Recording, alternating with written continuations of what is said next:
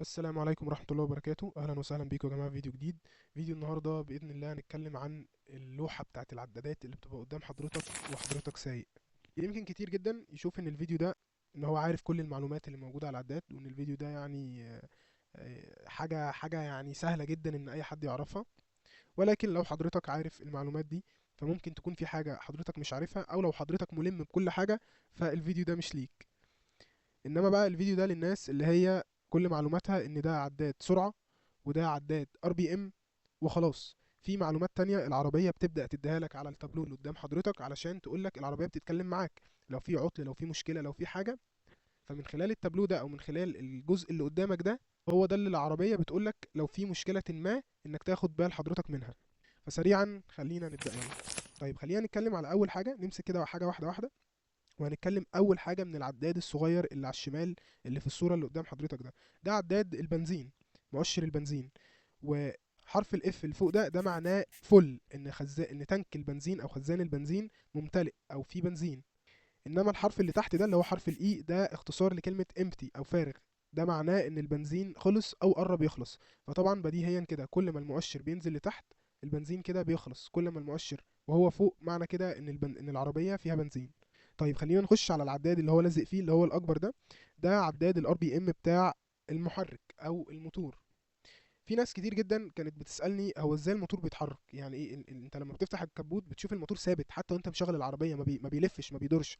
المعنى الحرفي لفكره ان الموتور بيتحرك هو عمود الكرنك اللي اتكلمنا عليه في فيديوهات كتير جدا فاتت. قلت لك ان العمود الفقري ده هو الجزء الاساسي في العربيه. فالعداد ده بيقول لك سرعه عمود الكرنك، وهتلاقي عندك كده علامة الإكس 1000 ار سلاش مينت. ده كده معناها إن الأرقام اللي موجودة عندك صفر واحد اتنين تلاتة أربعة خمسة ستة سبعة تمانية. إن كل رقم من دول لما المؤشر مثلا يبقى على رقم اتنين، اضرب اتنين في 1000 هيديك 2000. يعني معنى كده إن عمود الكرنك بيلف 2000 لفة في الدقيقة. يبقى كده الألف دي مضروبة في الرقم، المينت دي اللي هو الدقيقة، إن عمود الكرنك بيلف كام لفة في الدقيقة. نيجي للجزء اللي بعد كده وهو الشاشة الزرقاء اللي في النص دي. انت هتلاقي مكتوب عندك 102. ايه 102 ده؟ هو الرقم ده فعليا مش 102، هو ده استهلاك الوقود لكل 100 كيلو. فمعنى كده ان العربيه اللي قدام حضرتك دي او الصوره اللي قدام بالاخص دي عربيتنا احنا، يعني ان العربيه دي بتستهلك 10 لتر بنزين و2 من 10 لكل 100 كيلو. يعني كل 100 كيلو العربيه تمشي هتاخد 10 لتر بنزين. الجزء اللي تحتيه ده اللي هو 109412 كيلو متر ده الكيلوهات اللي العربيه ماشياها. عشان كده لما بتيجي تغير زيت العربيه تلاقي ان الفني او الصنايعي اللي بيغير لك الزيت بعد ما بيحط لك الزيت بيصفر لك العداد ده علشان الزيت اللي بيحطه لك سواء 5000 او سواء 10000 او سواء 7000، بعد ما تخلص ال 7000 او ال 10000 او ال 5000 تغير الزيت على حسب نوع الزيت اللي انت حاطه، عشان الموضوع يبقى سهل عليك وما تفضلش تحسب كتير. اما الجزء الاخير ده اللي هو الازرق من الشاشه ده التاريخ والوقت. نيجي بقى للعداد اللي على اليمين خالص وهو ده عداد السرعه. ده عداد سرعه العربيه، عداد سرعه دوران العجل.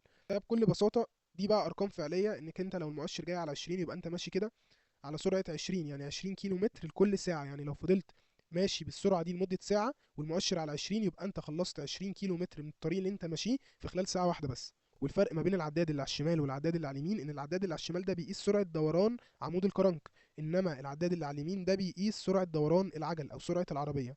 واحد ممكن يقول لي طب ما سرعه سرعه عمود الكرنك هي نفس سرعه العربيه. خليني اقول لك لا، لان انت عندك جير بوكس كامل. سرعه عمود الكرنك بتبقى اكبر من سرعه العجل لان انت عندك نسبه تخفيض في صندوق التروس. انما على السرعات العاليه وعلى الغيار الخامس مثلا بتوصل لان سرعه العجل بيكون اكبر من سرعه عمود الكرنك. العداد اللي على اليمين خالص ده عداد الحراره. حرف الاتش ده اختصار لهوت او ساخن، وحرف السي ده اختصارا لكلمه كولد او بارد. فكلما ارتفع المؤشر ده معنى كده انك عندك مشكله في نظام التبريد. ولو ما اتفرجتش على حلقه نظام التبريد هسيب لك اللينك بتاعها في الايو اللي فوق او في الديسكربشن تحت، تروح اتفرج عليها لان هي مهمه جدا. فكلما ارتفع المؤشر معنى كده ان العربيه بتسخن، ولما المؤشر بينزل لتحت معنى كده ان العربيه بارده او سائل التبريد او درجه حراره المحرك بارده. المؤشر ده دايما لازم يكون في النص بالظبط، الا بقى لو انت ماشي على طريق سفر المؤشر بتلاقيه نازل لتحت شويه لان كميه الهواء اللي بتبقى داخله للموتور علشان تبرده بتبقى كبيره فالمحرك بيكون بارد شويه. طيب ده كده بالنسبه للعدادات اللي موجوده قدامي. نيجي بقى للاضواء او الرسومات اللي هي التحذيريه دي اللي العربيه بتقول لك فيها في مشكله ما. ايه هي بقى العلامات دي؟ اول علامه واللي هي باللون الاصفر يعني هعمل لك عليها دايره او هكبر لك الصوره عشان تشوفها. العلامه دي بتدل ان في مشكله عندك في المحرك، في مشكله ما، بس طبعا ما بيقولكش المشكله دي.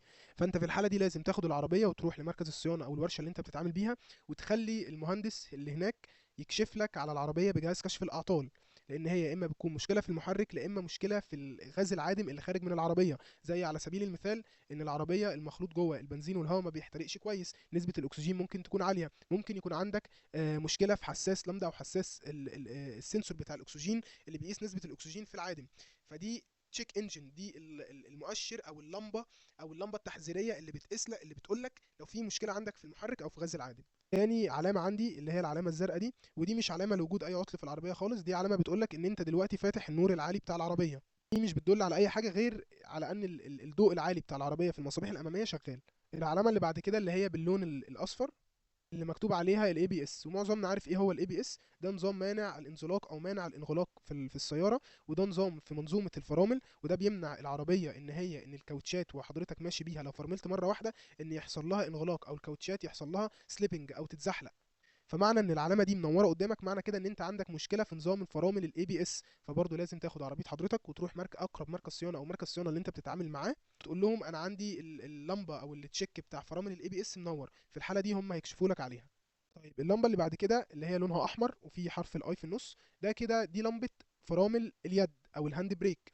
هي حالتين، لما بترفعها اللمبه دي بتنور، معنى كده ان انت رافع فرامل الهاند بريك. ودي ممكن حضرتك، ودي فايدتها، ان انت لما مثلا تكون لسه راكب العربيه، تيجي تمشي بالعربيه تلاقي العربيه ما بتسحبش معاك، او العربيه قوه الدوسه اللي حضرتك بتدوسها على دواسه البنزين العربيه ما بتسحبش. فمعظم الناس او اغلبيه الناس بتبقى اصلا ناسيه تنزل الهاند بريك، فالعلامه دي بتقول لك ان انت رافع الهاند بريك.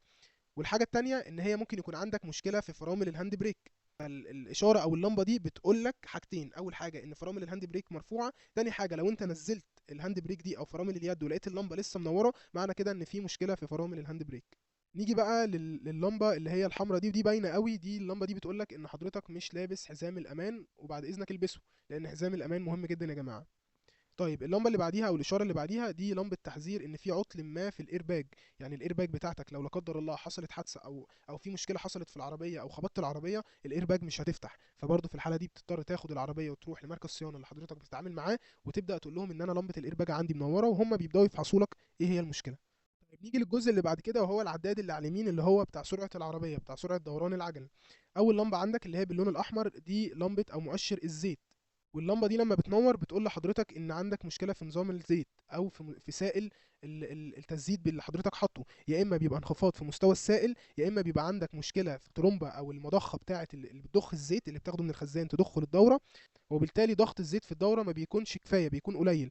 في الحاله دي لمبه الزيت قدام حضرتك بتنور، فبرضه بتاخد العربيه وتروح لمركز الصيانه العلامه اللي بعد كده، واعتقد دي باينه جدا، دي لما انت حضرتك بتكون سايب الباب مفتوح العلامه دي بيبان العربيه مفتوحه، اللمبه دي بتنور. نيجي للعلامه اللي بعد كده وهي علامه البطاريه. العلامه دي لما بتظهر دي بتدل ان عندك مشكله في نظام شحن البطاريه، سواء ان الدينامو مش بيشحن البطاريه، طبعا مش بيحط لك علامه دينامو، بيحط لك علامه البطاريه. فمعنى كده ان البطاريه عندك فيه مشكله. البطاريه لا اما ما بتتشحنش من الدينامو، او الدينامو عندك فيه مشكله، لا اما البطاريه هي اللي بتغذي جميع الاحمال الكهربيه والدينامو مش شغال. وعملت حلقه كامله عن البطاريه وازاي بتشتغل، سيب لك اللينك بتاعها في الاي فوق او في الديسكربشن تحت. اخر علامه عندي وهي العلامه الصفراء دي، وهي لمبه الضوء الخلفي الضبابي. ودي لما انت بتشغل الضوء اللي هو لو في ضباب او حاجه، العلامه دي بتظهر لك بتقول لك ان الضوء مفتوح، زي بالظبط العلامه اللي لونها ازرق. بس كده، دي كل حاجه في فيديو النهارده. اتمنى ان حضرتك تكون استفدت. متنساش تشترك في القناه، تعمل لايك على الفيديو، وشكرا.